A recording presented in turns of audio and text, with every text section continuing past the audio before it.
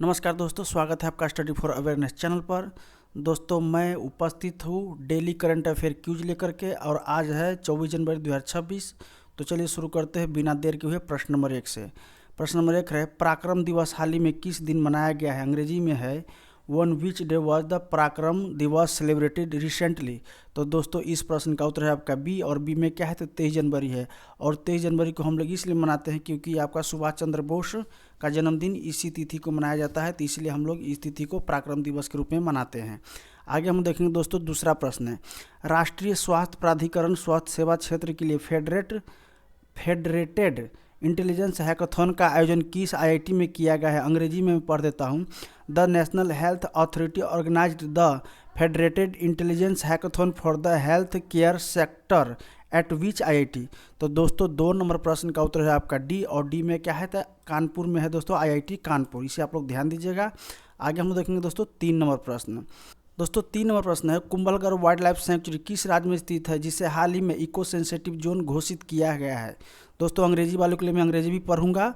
Kumbhalgarh wildlife sanctuary is located in which state that has recently been declared an eco sensitive zone. तो दोस्तों 3 number प्रश्न का उत्तर है आपका राजस्थान, और राजस्थान यहाँ है। तो दोस्तों राजस्थान कुंभलगढ़ को याद रखिएगा क्योंकि ये जीके में भी कई बार प्रश्न इसका बनता है कि कुंभलगढ़ कहाँ है। आगे हम लोग देखेंगे दोस्तों 4 नंबर प्रश्न, भारत का पहला नेट जीरो ग्रीनफील्ड स्मार्ट शहर बनाने के लिए किस राज्य ने संयुक्त अरब अमीरात के साथ साझेदारी की है? अंग्रेजी है which state has partnered which the UAE to develop India's first net zero greenfield smart city. तो दोस्तों 4 नंबर प्रश्न का उत्तर है आपका बी, और बी में कौन है तो तेलंगाना है, ध्यान दीजिएगा दोस्तों। 5 नंबर प्रश्न है, साइना नेहवाल किस खेल से संबंधित है जिन्होंने 35 वर्ष की आयु में संन्यास ले लिया है? अंग्रेजी है Saina Nehwal is associated with which sports from which she retired at the age of 35। तो दोस्तों इस प्रश्न का उत्तर है 5 नंबर प्रश्न का उत्तर है आपका बी, और बी में क्या है तो आपका बैडमिंटन है, ध्यान दीजिएगा दोस्तों। सानिया नेहवाल, ये इंपॉर्टेंट प्रश्न हो सकता है, वीवीआई प्रश्न हो सकता है आगामी एग्जाम होने वाले एग्जामों के लिए। आगे हम देखेंगे दोस्तों 6 नंबर प्रश्न, एशिया मैन्युफैक्चरिंग इंडेक्स 2026 में भारत को कौन सा स्थान दिया गया है? अंग्रेजी है what rank has India secured in the Asia manufacturing index 2026। तो दोस्तों इस प्रश्न का उत्तर है आपका सी, और सी में क्या है तो छठा है।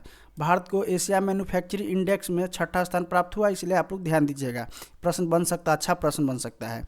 7 नंबर प्रश्न है, हाल ही में कौन सा देश भारत का दूसरा सबसे बड़ा एलएनजी सप्लायर बन गया है? Which country has recently become India's second largest LNG supplier. तो दोस्तों 7 नंबर प्रश्न का उत्तर हो जाएगा आपका बी, और बी में क्या है तो संयुक्त अरब अमीरात।